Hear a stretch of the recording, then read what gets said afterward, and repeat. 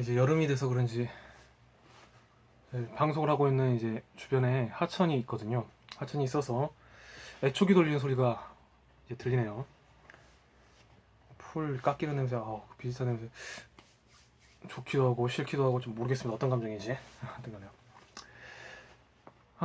어떠십니까? 책 읽으실만 하십니까? 계속해서 책을 읽고 있는데요. 우리가 또 한 가지 간과한 점이 있었더라고요. 저자 그 프로필에 대해서 읽는 것을 안 했던 것 같아서 날개 부분에 있는 저자 프로필을 좀 읽고 계속해서 기업이 다시 써야 할 새로운 성공 기준이라는 그 부분을 읽도록 하겠습니다. 지은이는 전영수고요. 세대와 사회를 연구하는 경제학자이자 한양대학교 국제학대학원 일본학과 특임교수다. 국제금융과 일본 경제를 전공했으며 관심사는 고령화와 관련된 자산운용 및 은퇴를 포함한 노후생활복지 부분이다. 일본 게이오 대학교 경제학부 방문교수를 역임했고 한양대학교에서 국제학 박사학위를 취득했으며 이후 연구교수로 재직한 바 있다. 고령사회와 금융이라는 복잡한 주제를 쉽게 풀어 전달하는 능력이 탁월해 현재 언론에서 경제금융평론가로 왕성하게 활동하고 있다. KBS 지식 콘서트 내일의 경제학 고정 패널로 출연했으며 최근 금융경제 프로그래밍 한국경제 TV 머니로드쇼 재테크 파노라마의 메인 MC를 맡았다. 이밖에 KBS 경제 비타민을 비롯해 여러 방송 매체에 출연 중이다. 또한 한국일보와 한경비즈니스, 중앙이코노미스트 등의 고령화와 금융, 재테크에 관한 고정 칼럼니스트로 활동하고 있다. 이런 식으로 되어 있네요. 지은 책에 대해서는 이제 소개하는 건 이제 놔두고요. 그러니까 이 책을 쓴 저자가 어느 정도 공신력이 있는 사람이다라는 것을 우리는 그 정도만 짐작하면 될 것 같습니다. 그러니까 너무 근거 없이 그냥 아무렇게나 떠드는 소리는 아니었구나라는 것을 이 사람의 경력을 통해서 짐작해 볼 수 있었습니다. 기업이 다시 써야 할 새로운 성공 기준 다시 정독하도록 하겠습니다. 결국 고용 안정의 활로는 기업에 달렸다. 문제 해결의 황금 열쇠는 순전히 기업이 진 형국이다. 이케아 세대를 비롯해 고용 불안의 절벽에 선 청년 세대를 품에 안고 불필요한 갈등을 야기하고 온갖 사회 비용으로 전가되는 청구서를 줄이기 위해서는 기업의 전향적인 자세의 변화가 필수다. 고학력 저연봉의 딜레마를 풀어내는 활로야말로 고용 결정권을 쥔 기업에 달렸다는 얘기다. 물론 더 정확하게 강조하자면 이케아 세대의 오늘과 내일은 순전히 CEO의 결심과 실천에 달렸다. 최고 경영진의 작은 변화가 한국 사회에 큰 활로를 여는 계기가 될 수 있다는 의미다. 나아가 한국이 직면한 온갖 사회 경제적인 피폐, 폐쇄 의식도 CEO의 전향적인 입장선회로 일정 부분 희석시킬 수 있다. 그리고 이 제안에 동의한 CEO의 선택이 결국 옳을 수밖에 없음을 증명하는 연구 결과도 상당수에 이른다. 그러자면 넘어서야 할 장벽이 있다. 고용은 곧 비용이라는 금전 부담에 대한 인식의 전환이다. 차분히 설명하겠지만 결과적으로 고용은 비용이 아닐 확률이 높다. 되레 장기 안정적인 고용 확보가 기업의 실적을 끌어올리는 사례가 많다. 따라서 중요한 것은 이를 실천하려는 경영 철학과 이를 실천하려는 노력이다. 다시 말하면 의지의 문제다라는 것이죠. 의지의 문제다. 10분 인정에 금전 부담이 늘어도 충분한 경제성을 증명해준 선행 사례도 많다. 졸죠. 그때는 왜 지금보다 행복했을까에서 아사히 맥주나 시세이도 같은 20개의 기업을 연구한 결과도 그렇다. 위기와 역경 속에서도 직원 존중의 경영 철학을 지켜 명품 기업이 된 사례다. 업종이나 규모, 업체의 종류도 다양해졌다. 그러니까 우리가 흔히 말했던 사회적 기업이 무엇인가를 다시 한번 재고해 봐야 된다는 것이죠. 같이 상생할 수 있는 윈윈 전략. 그것이 바로 앞서 말한 공존 전략이 아니었을까 싶습니다. 필자는 공용 안정을 필두로 일할만 나는 회사의 성공 조건을 10가지로 제시한 바 있다. 많은 경영자와 근로자가 고민 추구하는 행복한 직장 만들기의 기초 토대로서의 10대 조건이다. 청년 근로자뿐만 아니라 전체 직원 모두가 상생 조화의 행복한 환경을 만들어낸 공통 분모를 꼽아보니 10가지로 요약할 수 있었다. 내용은 아래와 같다. 읽어보겠습니다. 첫째, 일과 가정 모두를 지키려는 회사 의지가 발현된 양립조화. 둘째, 누구나 할 말 하는 시원시원한 사내 공기가 수직적인 업무 전달 매체로서의 권위적인 의사소통 기구가 아니라 횡적으로 상하 평등하게 이야기할 수 있는 사내적 네트워크 분위기가 조성되어야 된다. 세 번째, CEO가 직접 실천하는 명문화된 직원 복지. 넷째, 숙련된 베테랑을 존중하며 일자리를 제공하는 정년 연장. 다섯째, 사회 문제로 부각된 비정규직 차별금지. 이것이 가장 우리 사회에 직면한 문제죠. 여섯째, 튀는 아이디어의 제도화. 그러니까 이거죠. 나 그거 저번에 해봤는데 안 되더라. 이게 이 자세가 아니라, 그래, 그때 내가 그걸 해봤었는데 이러이러니까 안 되더라. 너는 그러면 이것을 어떻게 할 생각이냐? 하면서부터 시작하는 거. 이런 대화의 스킬도 필요하다라는 것이죠. 일곱 번째, 기업의 성공 DNA가 직원 개개인에게서 유산이 되는 사내문화. 그러니까 선배의 경험이 후배에게 전달될 수 있는 그런 강압적인 방식이 아니라 자연스럽게 습득할 수 있는 기업 문화가 있어야 된다는 것이죠. 여덟 번째, 생사고락을 함께하는 공동체적 가족주의 경향. 가족 같은 직원으로 모시겠다는 말은 쉽지만 실제적으로 어떻게 회사 직원이 가족입니까? 라고 하겠지만 그런 분위기가 있어야 된다는 거죠. 허물 없이 할 수 있는 것들. 그러면서 공과 사는 구별하면서 업무를 처리할 수 있는 그런, 그러니까 쉽게 말하면 이 모든 것들이 따지고 보면 네트워크의 활성화거든요. 결국은. 아홉 번째, 행복의 원천은 돈보다 마음이 먼저인 월급 초월. 열 번째, 종신고용의 경제학으로 일컬어지는 해고 금지. 그러니까 쉬운 해고는 없어야 된다라는 겁니다. 철학 있는 경영이 명품 기업을 만든다. 그래서 요즘에 인문학 바람이 기업에서 불고 있는데 저는 그것은 긍정적인 선택이라고 생각합니다. 그리고 이것들이 좀 더 정착될 수 있는 방안이 마련되기도 희망합니다. 10대 성공 조건은 특정 세대에 한정되는 이슈가 아니다. 세대 전체와 생애 전체에 공통적으로 관통하는 교집합으로서의 성공 변수다. 그리고 그 목적은 장기적인 고용 환경의 수립이다. 동시에 그 실현 과정에서 1차적인 수혜는 고용 약자로 방치된 이케아 세대 등의 청년 그룹에 집중될 수 있다. 특히 상시적 해고 공포에다 저임금까지 강요받는 이케아 세대에게 직접적인 고용 안정의 활로가 되는 항목은 CEO의 실천력, 비정규직의 차별 금지, 금전 한계를 넘는 월급 초월 등으로 압축된다. 청년 복수를 막는 기업의 실천 항목 중 우선순위인 셈이다.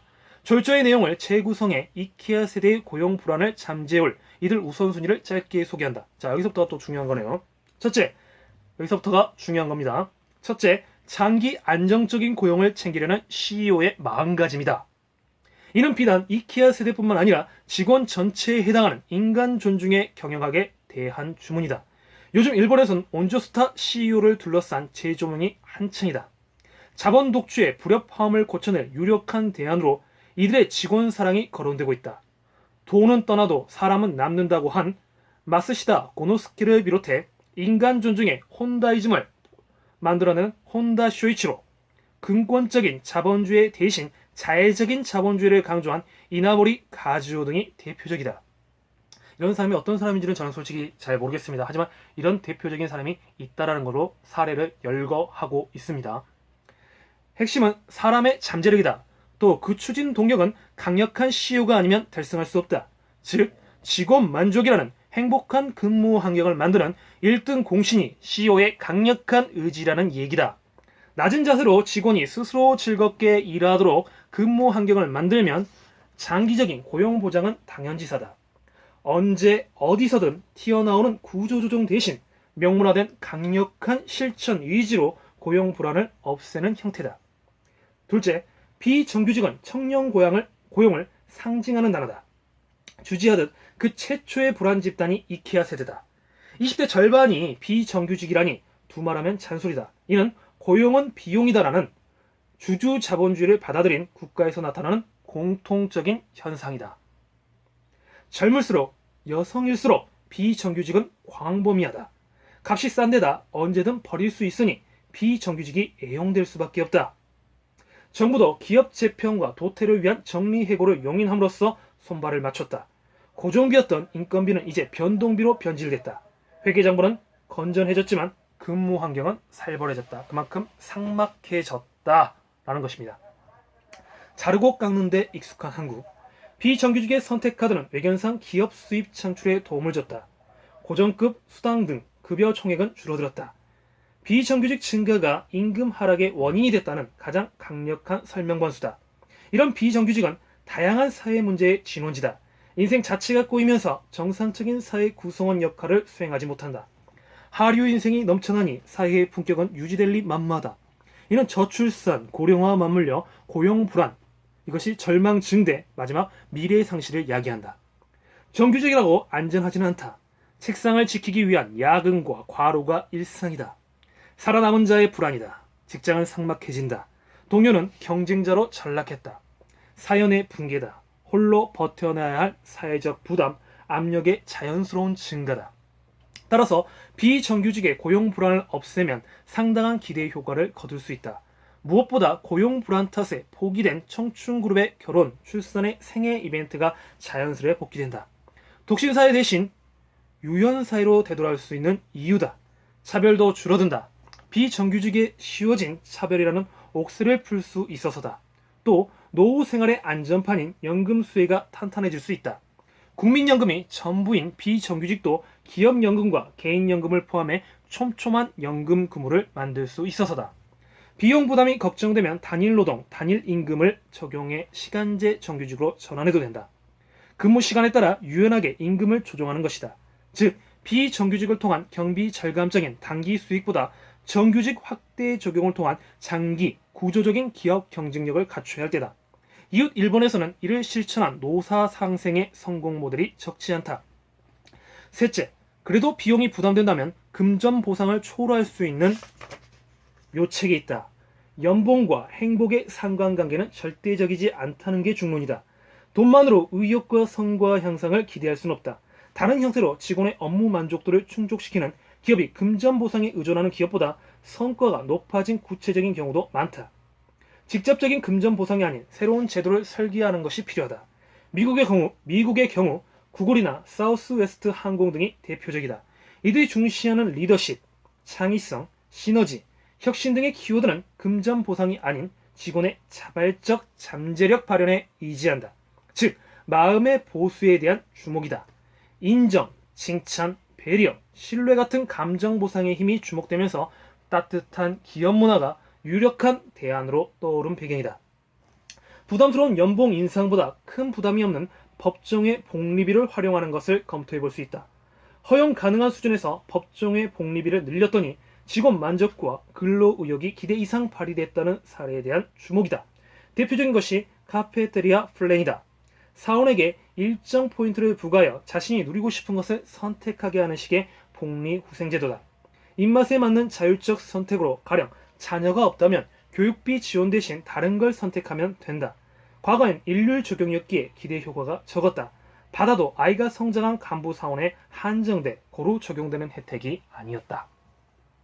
그러니까 어떠한 목적에서 차별적으로 지급하는 것이 아니라 이 복지 혜택을 그 사람의 그 목적, 그 사람의 성향에 맞게 지급할 수 있는 방향이 있어야 된다는 겁니다. 그러니까 각 사람의 말 그대로 개성을 중시하는 사회이지 않습니까? 그 사람의 개성적인 취향을 존중해 줘야 된답니다. 줘야 된다는 것입니다. 요즘 카드 회사가 내세우고 있는 것들이 바로 그런 것들이 아닙니까? 사람에 맞춰서 돈을 쓸 수 있게끔, 그 사람이 영화를 많이 보면 영화를 할인받을 수 있게끔, 빵가게를 많이 가면 제가 빵을 할인받을 수 있게끔, 뭐 이런 식으로 만드는 것이 바로 개인별 전략 아니겠습니까? 복지도 역시 마찬가지입니다. 개인별 전략이 필요하다는 것이죠. 그렇기 때문에 누구는 혜택받고 누구는 혜택받지 못하는 불평등이 아니라 누구나가 혜택받을 수 있게끔 할 수 있는 그러한 디테일이 요구된다라는 것이죠. 존경받은 기업은 사람을 홀로 두지 않는다. 이케아 세대와 관련해서 자녀 수당을 강화하는 것이 바람직하다. 가려운 곳을 긁어준 일본의 사례가 이를 뒷받침한다. 실제 일본 기업의 경우 법정의 복리비 중 최다 증액 항목이 육아 비용이다. 2002년 32엔에서 2007년 100엔으로 3배 늘었다. 육아휴가, 휴직, 확충에다 타가소 개설 등을 채택한 기업이 들었다. 가령 한국계 일본인인 손정희가 창업한 소프트뱅크는 5번째 자녀에게 일시 축하금만 500만엔을 지급한다. 2007년 4월부터 첫 번째 5만엔, 두 번째 10만엔, 세 번째 100만엔, 네 번째 300만엔, 다섯 번째 500만엔 등 다자녀일수록 금액이 커지도록 했다. 그러니까 아이만 낳아도 먹고 살 수 있게끔 되는 사회가 된다는 것이죠. 그만큼 이것은 뭐겠습니까? 비간접적으로 출산을 장려하는 정책이 되겠죠. 이것이야말로. 교세의 메인터넌스는 2008년부터 세 번째 자녀 이후는 일시 축가금 10만 원과 초등학교 졸업 때까지 12년간 매년 30만 원을 지급하기 시작했다. 이는 기업이 저출산 대책에 적극 참여한다는 걸 사회적으로 어필할 수 있는 파생 효과도 크다. 한국 사회의 미래는 자라나는 청년에게 있지 않다. 기업과 경영자에게 달려있는 것이 현실이다. 그러니까 그 중추되는 것, 시대의 개혁을 변혁시킬 수 있는 주체는 약자인 청년 세대가 아니라 그 기득권을 쥐고 있는 정부와 기업이다라는 것입니다. CEO가 당장의 이윤 욕망을 버리기는 쉽지 않다. 반대로 사회 환원의 대의 명분을 지키는 것도 쉽지 않다. 그래도 더 이상 미루거나 방치해서는 안 된다. 이건 절대적이라는 것이죠. 한번 미안해서 그렇지 자르고 깎는 데 익숙하면 공멸의 길을 자초하는 것과 같다. 쉽게 버리면서 너무나 높은 예사심을 바라는 것은 어불성설이겠지요. 지금 우리의 이케아 세대는 많이 아프다. 그 후배인 88만원 세대는 두말할 필요도 없다. 그런데 그 이유는 10중 8구 고용 불안 탓이다. 일이 없고 돈이 없어 방황하고 고민하며 사라질 찰나다. 임직원에게 변화와 변신을 요구하기 전에 기업 스스로 잊은 일은 없는지 생각해 볼 일이다. 수백 년을 잇는 장수기업은 결코 직원을 외롭게 방치하지 않는다. 인간을 인간으로서 바라볼 수 있는 인간 경영이야말로 가장 중요한 기업 쇄신이자 기업 혁신이라 불릴 수 있다는 말로 저는 요약할 수 있을 것 같습니다. 네, 오늘 책 읽기 어떠셨습니까? 새로운 정보를 익히셨습니까? 그러면 주변에 이야기를 나눠주십시오. 내가 알고 있는 정보를 나만 소유하는 것이 아니라 내가 오늘 익힌 정보를 한 사람에게라도 전달해 주십시오. 그러나 그러한 대화 스킬 능력은 강압적으로 지시적으로 해서는 안 됩니다. 나는 이런 생각을 갖고 있는데 너는 어떤 생각을 갖고 있느냐? 조금 더 부드럽고 완구가 된 표현을 연구하는 것도 바로 대화의 스킬을 늘릴 수 있는 기술이 아닐까 싶습니다. 여름이 무더워지고 있습니다. 이제 장마도 북상했고 또 이제 어느 정도 지난 것 같다는 느낌이 드는데 완전히 끝난 건 아니겠죠. 요즘에 장마는 예전의 장마와 좀 다르니까요. 열대 기후처럼 스컬성 비우가 그냥 확 쏟아졌다가 또 계속 마른 날씨 됐다가 또 갑자기 쏟아지고 하는 이런 기후로 바뀌었기 때문에 장마가 완전히 지났다고 할 수는 없겠지만 그래도 중요한 건 이제 여름이라는 계절이 시작됐다는 것입니다. 불쾌지수 높아지고 짜증도 나고 무엇인가 모르게 나를 옥죄고 있는 것도 있고 힘들어하는 것도 있는데 그럴 때 그것을 감정적으로 해석하지 말고 조금 더 지적으로 내가 이것이 무엇이 문제인가 그리고 나를 성찰하고 어떤 사회적인 문제가 있으면 그 사회적인 문제에 대해서 조금 더 관심을 가지면서 언론을 만드는 것 단순히 언론 매체, 미디어 매체에 의해서만 언론을 생산하는 것이 아니라 스스로가 언론을 만들어서 가족과도 이야기해보고 가까운 친구들과도 이야기를 나눌 수 있는 그런 시간이 되는 것이 저는 지금 이 시간에 이 시대에 가장 필요한 우리들의 숙제가 아닐까 싶습니다. 특히 저를 포함한 2030 세대들 일명 여기서보다는 이케아 세대보다는 조금 낮은 데겠죠. M4 세대들은 조금 이런 것들을 활성화시킬 수 있는 네트워크 조직이 필요할 것 같다라는 생각도 듭니다. 끝까지 시청해주신 여러분께 정말 감사의 말씀 전하면서 내일도 알차고 보람되게 방송하도록 하겠습니다. 감사합니다.